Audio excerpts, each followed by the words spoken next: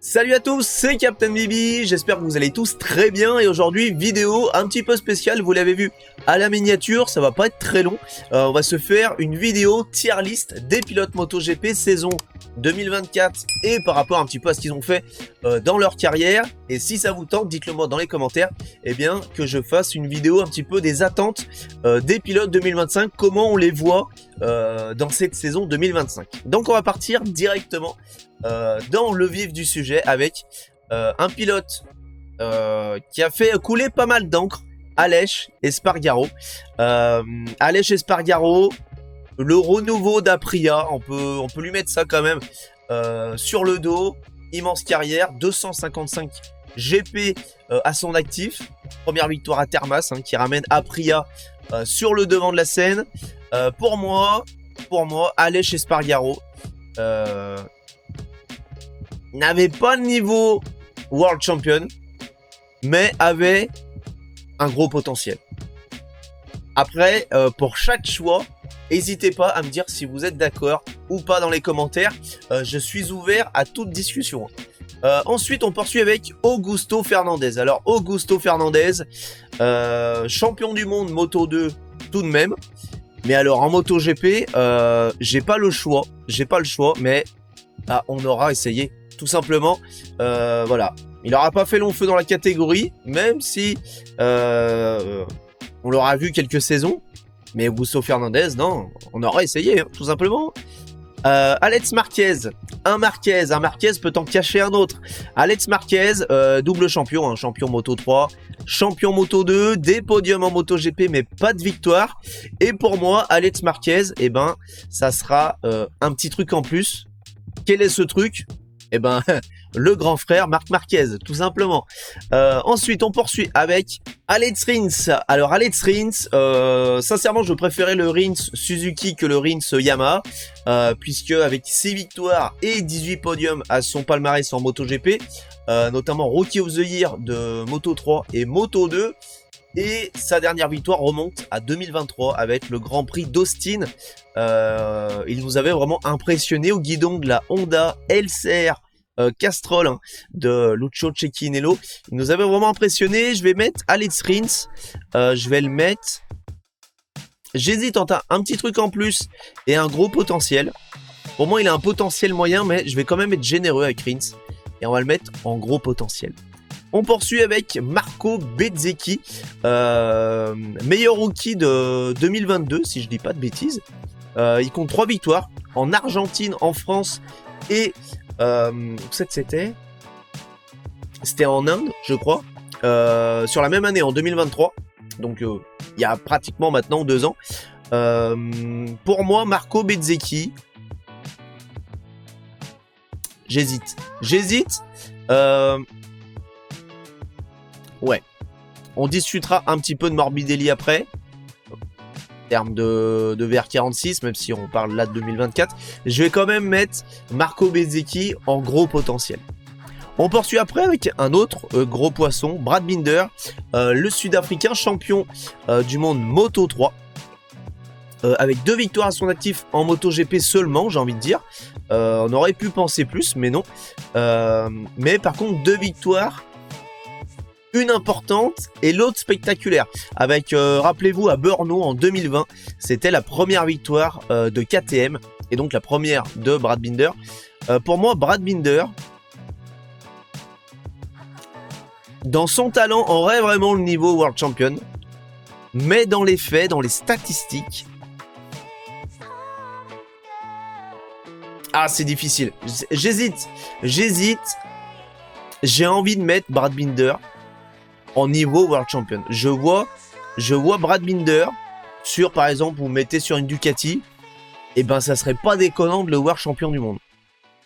Et pour finir avec Brad Binder, il y avait sa victoire donc en Autriche. Donc la côté importante, c'était avec la victoire KTM à Brno, et la victoire spectaculaire, c'était en Autriche en 2021, 2022, je crois que c'est 2021, où course flag to flag en fin de course, et le monsieur s'il vous plaît, décide de ne pas rentrer au stand, de garder ses pneus slick et de terminer la course sur une piste humide. Et ça a tenu, il est allé chercher la victoire. Un tour de plus et ça ne passait pas, mais eh ben, ça lui a souri et il est allé chercher donc sa deuxième victoire en MotoGP. Et donc oui, j'assume de mettre Brad Binder en niveau World Champion. Il ne l'est pas, mais je le mets quand même là-dedans. On passe maintenant à Rohan Mir. Alors Rohan Mir, c'est un peu, pas une énigme, mais un petit peu quand même, avec 2 titres de champion du monde, un en Moto 3 et un tout de même en MotoGP, à souligner en 2020 avec Suzuki, où si je ne m'abuse, il a attendu la dernière course pour aller chercher une victoire. Je peux me tromper, hein. Corrigez-moi si je fais des erreurs aujourd'hui, mais je crois qu'il a attendu vraiment la toute dernière course de la saison pour aller chercher une victoire, puisqu'il se battait pour le titre avec Quartararo et Morbidelli, si je ne m'abuse, où Quarta perd un peu le titre. Et également la deuxième place au profit de Morbidelli, mais je peux entièrement me tromper, hein, dites-le moi. Rohan Mir, j'ai envie de mettre quand même gros potentiel, et ça sent plutôt bon en 2025, même si je veux pas trop aborder 2025, ça sent plutôt bon après les tests, mais bon, voilà, Rohan Mir, voilà, j'ai envie de le mettre entre les deux, mais je vais quand même le laisser en gros potentiel. On passe à son coéquipier, Luca Marini. Alors Luca Marini, il n'y a pas grand chose à dire dessus, un vice-champion du monde Moto 2 en 2020, seulement 2 podiums en MotoGP. Pour moi, Luca Marini, déjà, n'a pas eu les bonnes machines entre les mains, mais il a surtout un petit truc en plus. C'est un demi-frère qui s'appelle Valentino Rossi, et je pense que c'est plutôt bénéfique pour sa carrière jusqu'à maintenant. On va passer à mon chouchou, le Jojo national, Johann Zarco, double champion du monde Moto 2 2015-2016, premier pilote à avoir défendu son titre en Moto 2. Il compte une seule victoire en MotoGP, saison 2023, Phillip Island. Calmez-vous Laurent, il va passer au virage 4, on s'en souvient tous. J'ai encore d'ailleurs un tableau en l'honneur de cette victoire à Phillip Island.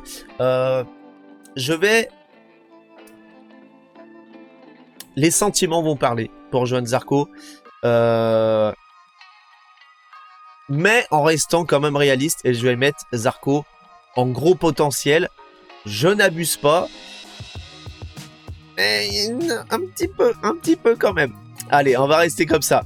On va passer maintenant au Martinateur, monsieur double champion du monde, un titre en Moto 3 en 2017. Ensuite, première victoire en MotoGP lors de sa première année de rookie. Vice-champion du monde 2023, ça s'est joué à la dernière course à Valencia, où il perd le titre en emmenant un petit peu Marc Marquez dans le bac à gravier de mémoire. Et champion du monde 2024 face au double champion, on en parlera juste après. Et à noter quand même le titre pilote dans une équipe, alors sur le papier satellite, ils avaient pratiquement la même machine avec Pecco, mais le Martinateur va être classé au niveau World Champion. Ce n'est pas encore un GOAT, Rory Martin, mais il a tout pour le devenir. On passe à son plus grand rival du moment, Pecco Bagnaia, monsieur champion du monde Moto 2 en 2018, monsieur vice-champion du monde 2021 face à un très bon Fabio Quartararo, double champion du monde donc 2022-2023 et vice-champion du monde 2024 en catégorie MotoGP. Pecco Bagnaia pourrait prétendre au rang de GOAT, mais je le classe niveau World Champion. Pour moi, Pecco Bagnaia est trop lisse. Il n'a pas assez de caractère. Il est trop gendre modèle pour moi. Donc c'est assez bizarre quand même. Mais voilà, Pecco, il est quand même un petit peu comme Martin. Il a la tête qui dépasse, mais il n'y a pas encore tout le corps au niveau GOAT. On passe à monsieur Jack Miller, qui a une très longue carrière. Tout de même quand même, mais seulement 4 victoires en MotoGP. Et malheureusement, alors j'espère qu'il fera une très bonne saison avec Pramac, parce que bon, avec KTM, ça s'est pas forcément super bien passé. Il était plutôt très bon en début de course, comme souvent, et puis après ça tape dans le pneu arrière et c'est un peu plus difficile à finir. Et alors, je vais le mettre dans un petit truc en plus. Et le petit truc en plus, c'est qu'il est australien, puisque la rumeur veut qu'il ait pu signer chez Pramac pour la saison 2025 grâce à son passeport australien et par rapport au marché de la moto sur ce continent par là-bas. Donc voilà, un petit peu difficile pour Jack Miller. Il avait la tête pour être un petit peu plus haut, mais on va le laisser dans un petit truc en plus. On passe maintenant à votre chouchou, j'ai envie de dire, Fabio Quartararo, El Diablo, champion du monde MotoGP en 2021 face à Pecco Bagnaia, qui compte normalement 11 victoires en MotoGP, et c'est le premier pilote français à être champion du monde dans cette catégorie. Pour moi, tout simplement, Fabio mérite d'être dans le niveau des World Champions, il l'est et il le restera. Mais voilà, le GOAT, non. Il va falloir faire quelques bonnes saisons avec Yamaha pour passer en dessous. Pour moi, Fabio est quand même en dessous de Pecco sur cette tier list. Au même niveau, mais un cran en dessous, même si avec tout l'amour que je porte à Fabio, voilà, on n'est pas encore au niveau suprême. Miguel Oliveira, vice-champion du monde Moto 2 en 2018 derrière Pecco Bagnaia. Premier pilote portugais à gagner un GP. Et puis, très bon pilote sous la pluie. On s'en souvient quand même. Miguel Oliveira, pour moi,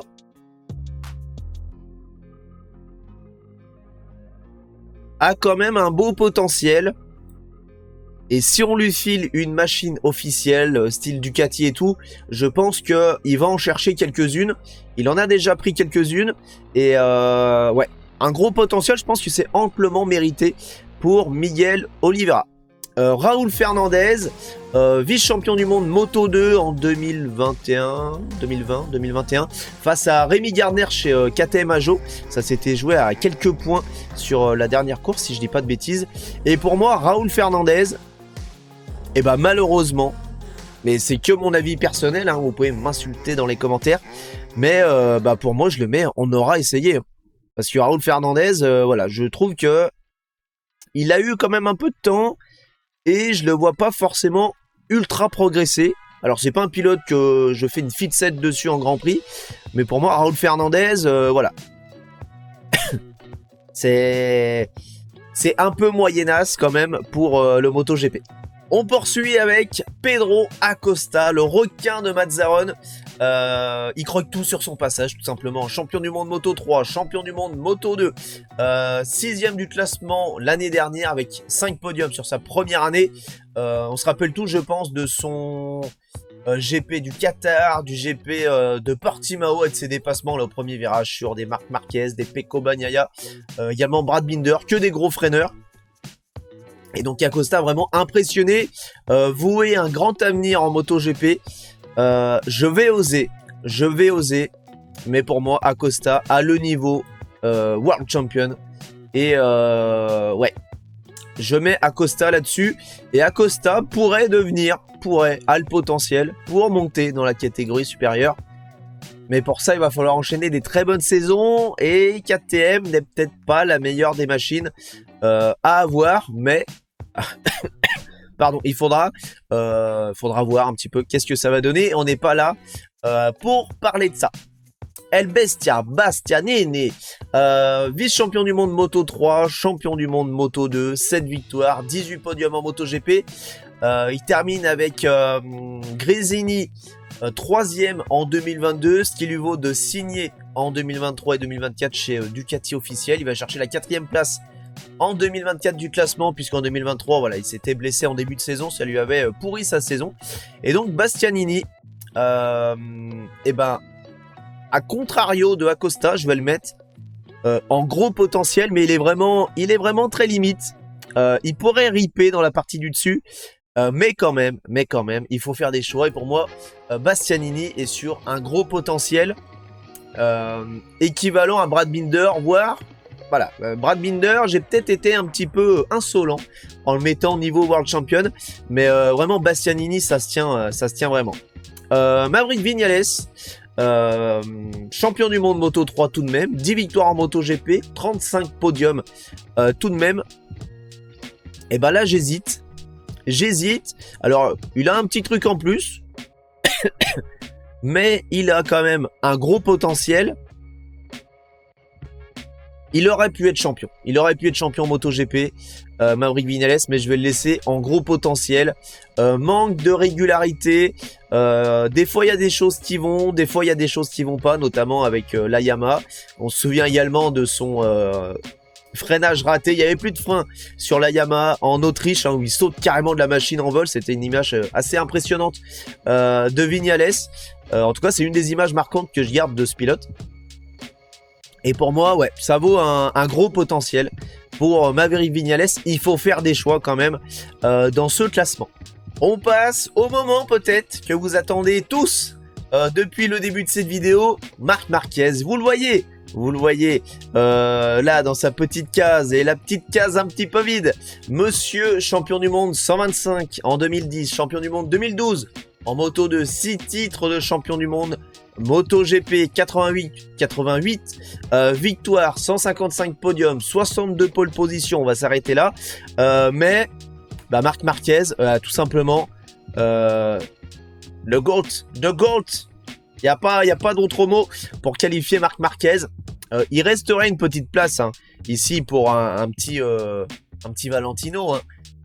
Et Valentino n'est plus en MotoGP en 2024. Donc, Marc Marquez sera seul GOAT de ce classement, notamment avec un petit peu sa rédemption, tout plaquer, laisser son net Honda de côté et partir avec